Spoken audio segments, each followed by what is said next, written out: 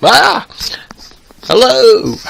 Welcome to this replay from MGL BunnyQueen's Flash Tournament. It was hosted on the second day. It was hosted on the day after Thrones of Britannia was released. What we're going to watch is the match between Taj and Pagan Witch. So Pagan Witch had reached the final of the Flash Tournament, the Agony Flash Tournament, the day before this tournament took place, so we knew he was a good player. But RTK Taj, he'd been playing quite a bit of Total War Thrones of Britannia. Taj had taken Northymbre, Pagan Witch, Norse. So Pagan Witch, 2 scout cav type things, 4 scrolls, and a lot of cheaper axe infantry, a few 3 spears, and an axe commander. Taj, he's got a sword commander, 6 spears, 4 scrolls, 4 berserkers, 3 huskars, 3 archers, 2 cav, and I think I called these huskars, but they are berserkers. And not sure what these ones are, with 60 Axeman thralls, maybe? We'll soon find out! It's a battle of White Horse. Again, we see the little hill. Will Taj take advantage of that in this battle?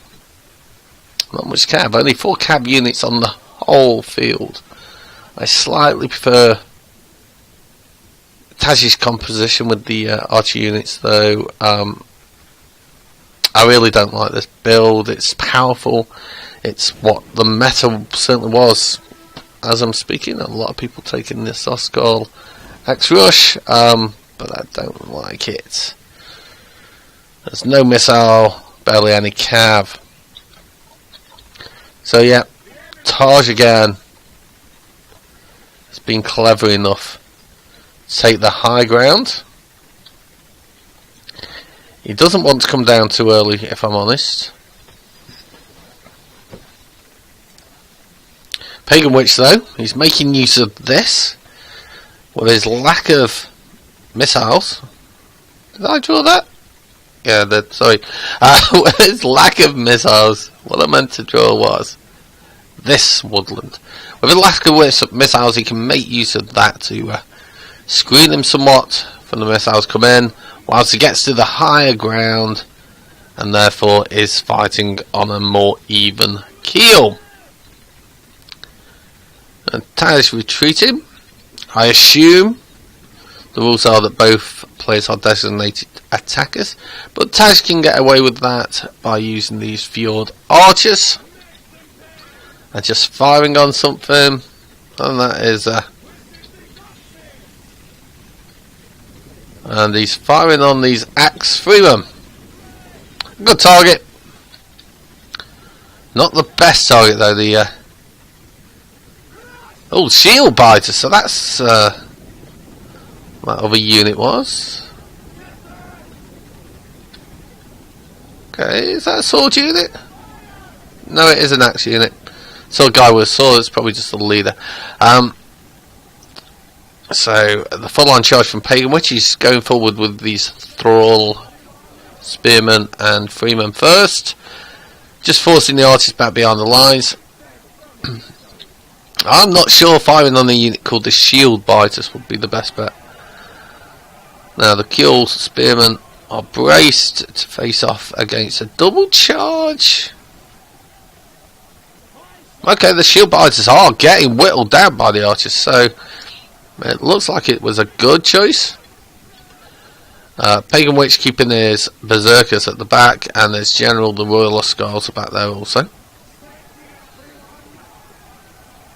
Well, I think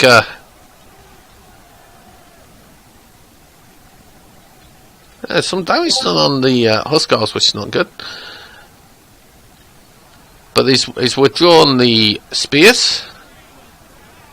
He's now going to charge with his second line, which is 4 freemen and some thrall axemen.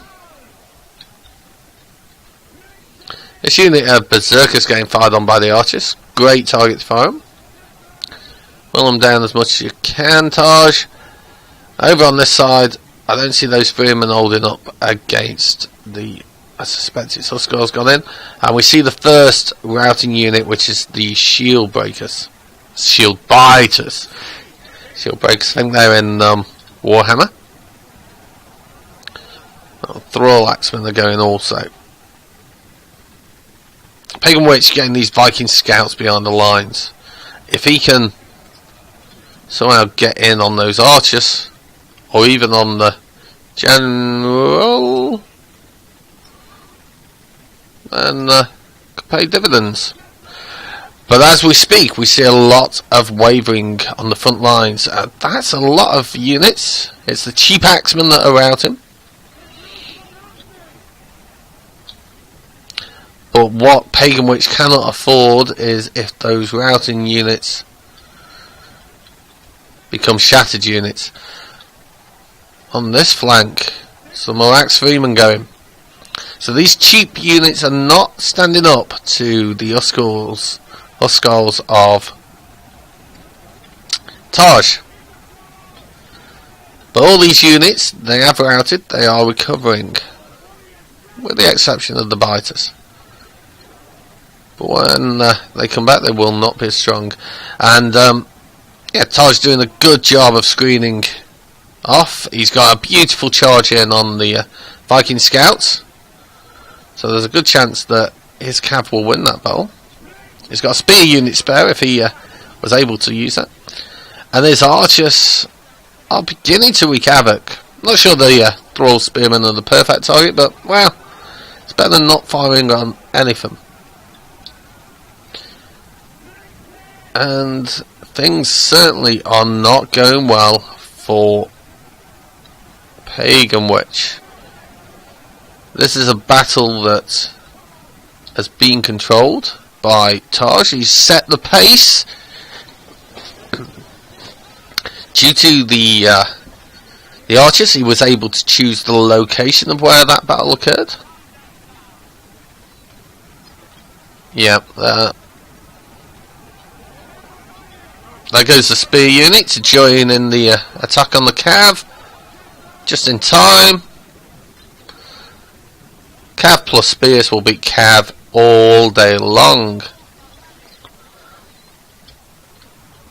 Both commanders have got their general in the heat of the battle, but the warlord companions have a lot more men left than Pagan Witch's troops. And here comes another surround. Thrall Axemen and bouts were out. Some great shots there on another unit of Thrall Axemen. Viking Marauders are not going to do much at all. We see a shatter on that Thrall Axeman. Great play, Taj. Great play.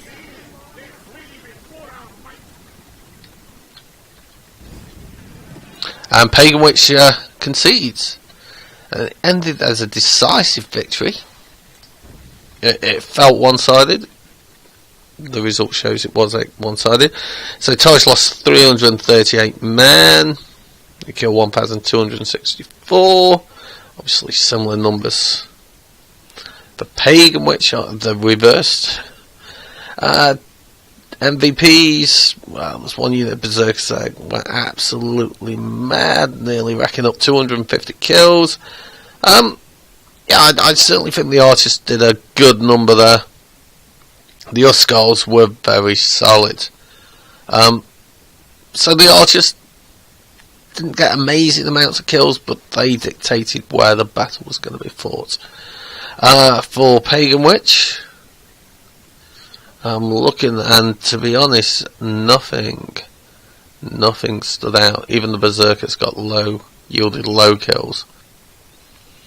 One unit of shield biters did not even get into battle. Yeah, good game to both players. I hope to see you watching these videos soon. Take care.